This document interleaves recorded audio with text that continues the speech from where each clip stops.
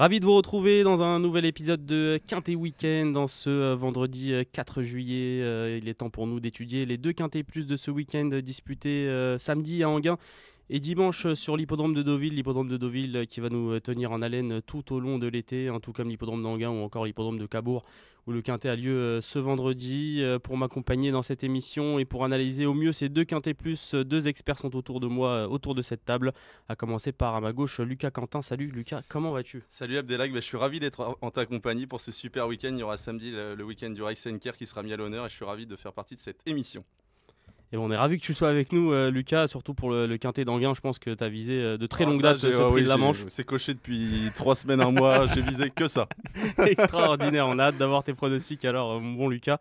Et en face de toi, ce sera Félix qui va t'affronter, entre guillemets, dans cette émission. Félix, comment vas-tu ?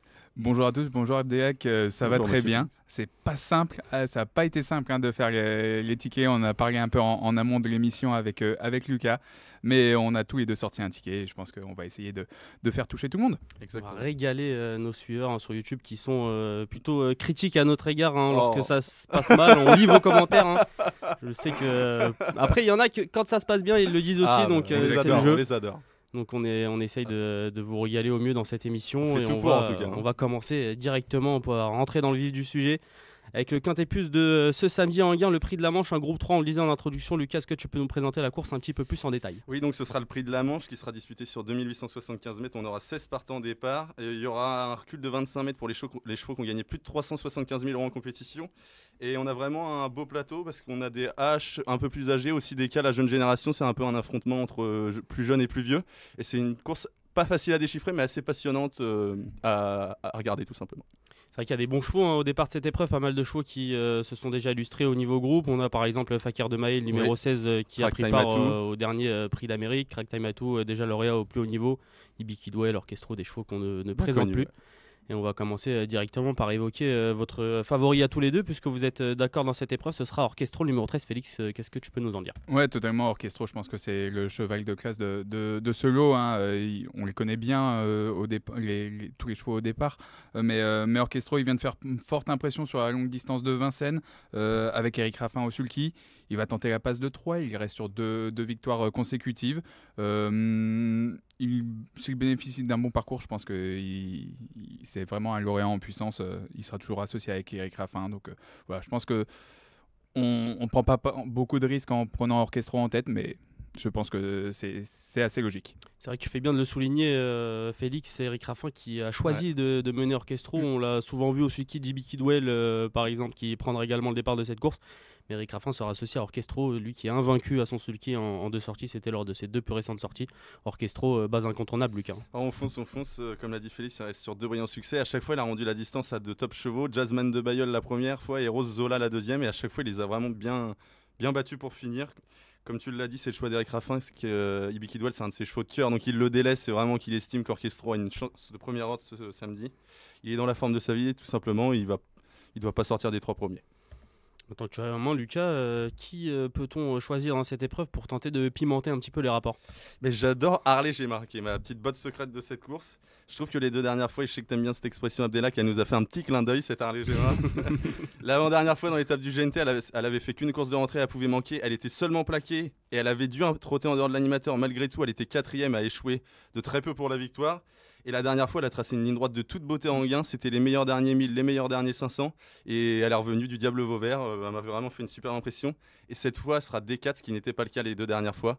Je trouve qu'elle a tout pour elle et il va y avoir une belle cote, je pense. Et franchement, je suis très très chaud sur cette Harley Gemma. Ouais, je suis assez d'accord. Harley Gemma, la dernière fois dans le prix de New York, c'était vraiment très bien pour finir dans la longue ligne droite d'Enghien. Ouais.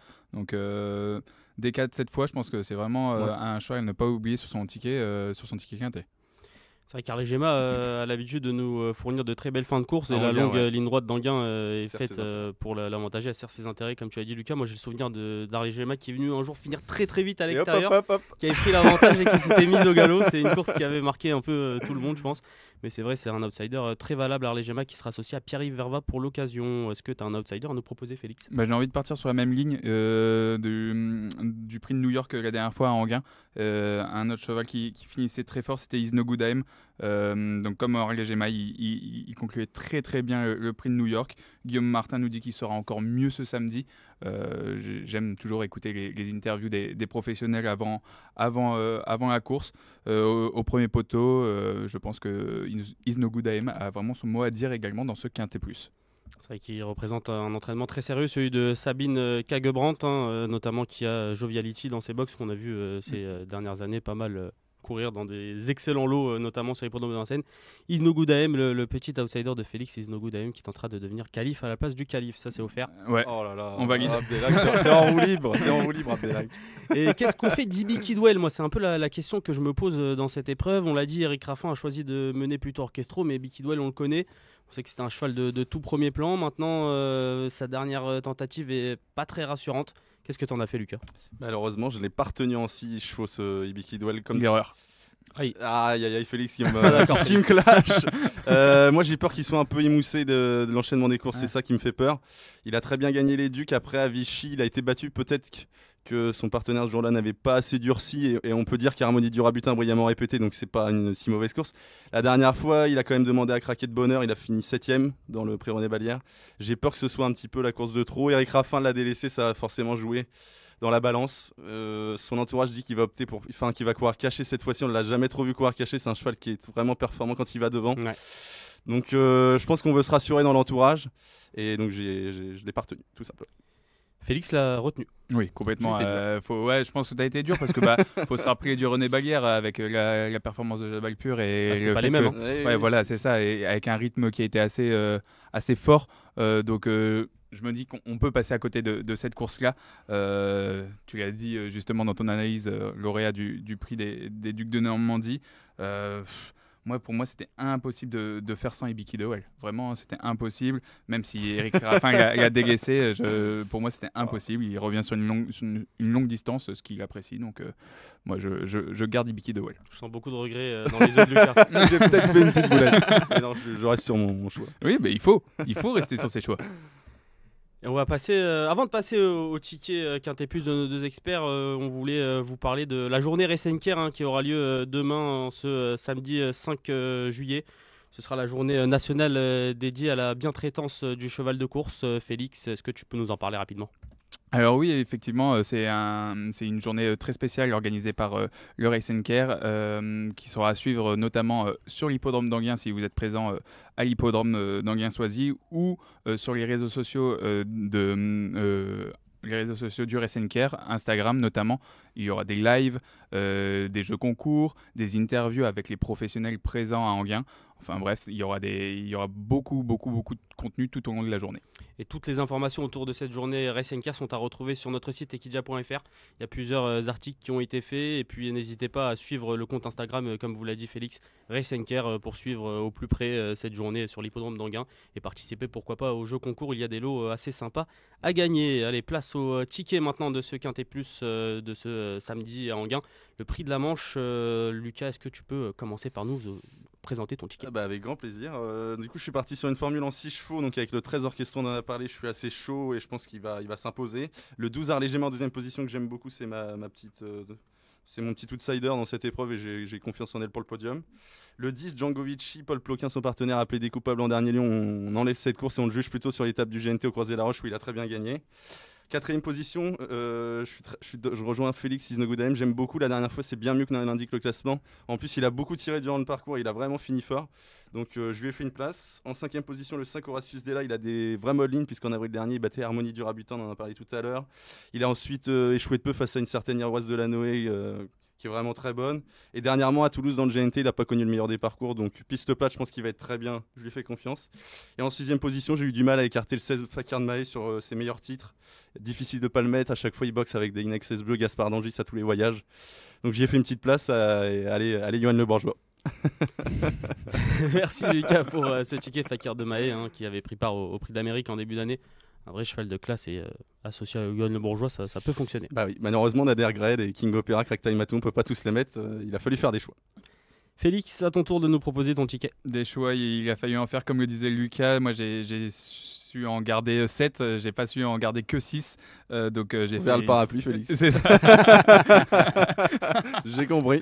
Donc, voilà, moi je vous propose un ticket en 7 chevaux en flexi 25 avec le 13 Orchestro, le 10 Django Vici, le 16 Fakir de Mahé, le 14 Ibiki de Well, le 12 Arlegema, le 8 Isnogoudaem et pour conclure le 9 Eradames pour la casaque de Jean-Pierre Bargeon.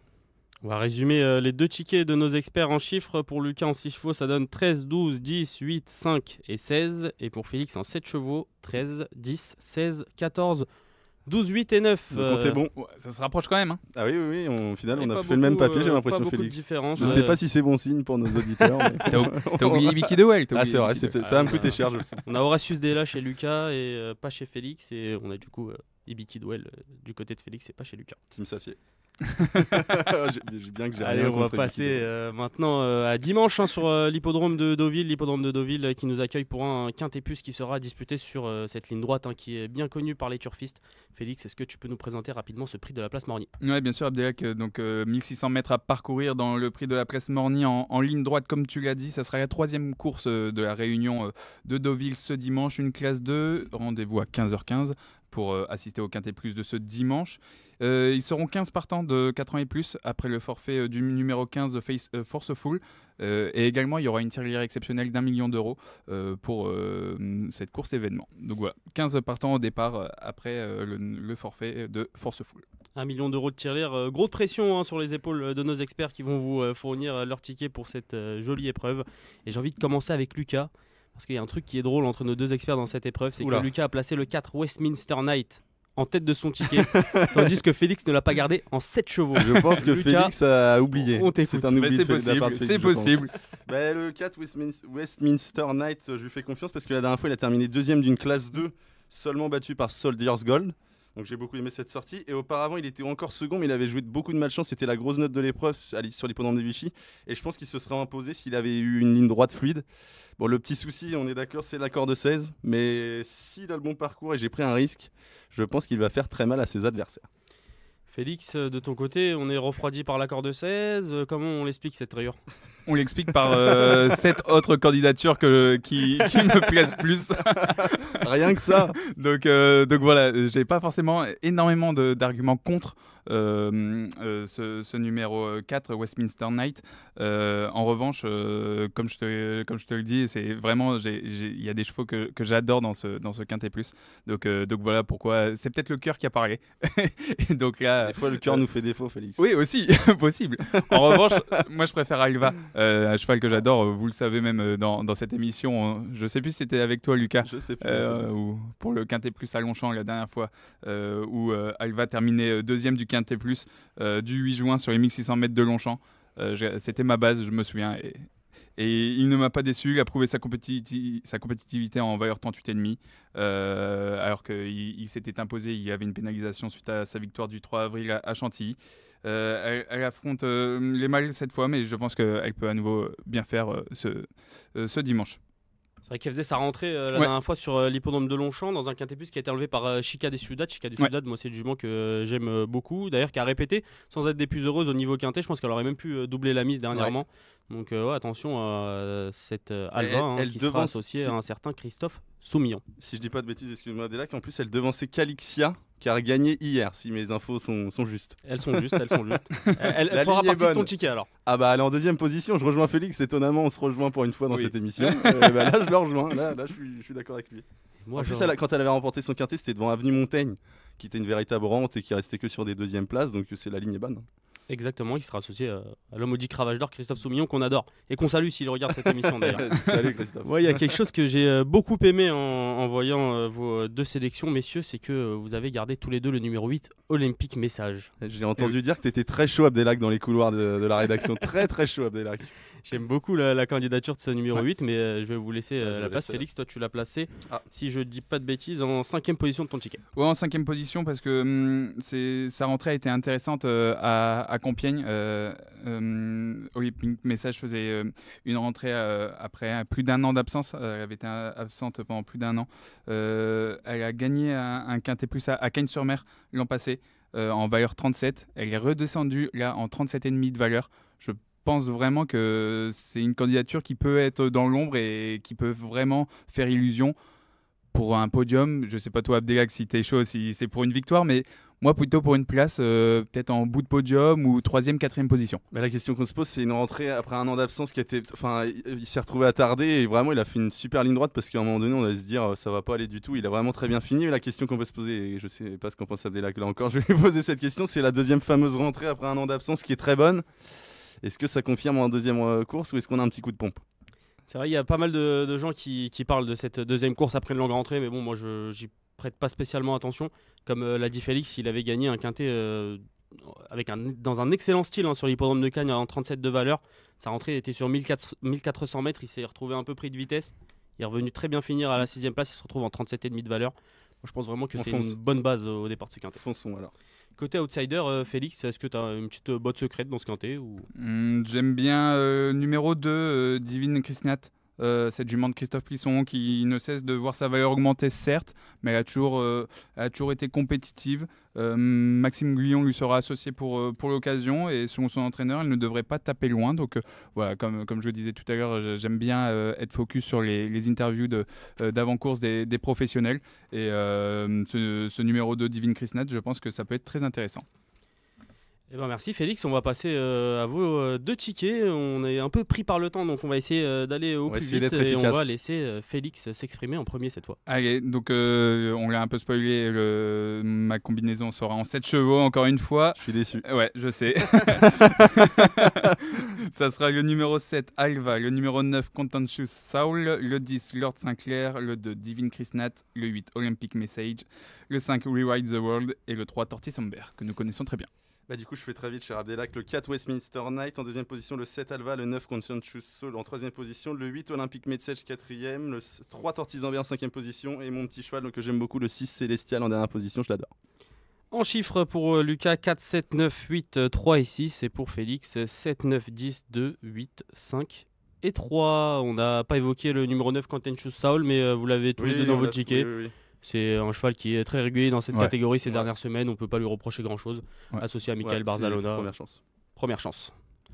Eh ben, merci à tous de nous avoir suivis dans cette émission très rythmée. On espère qu'on vous a plutôt bien guidé. Maintenant, c'est les résultats qui parleront. Lucas, merci d'avoir été avec nous. Merci à toi, Abdelak. Merci aussi à Merci Félix. beaucoup.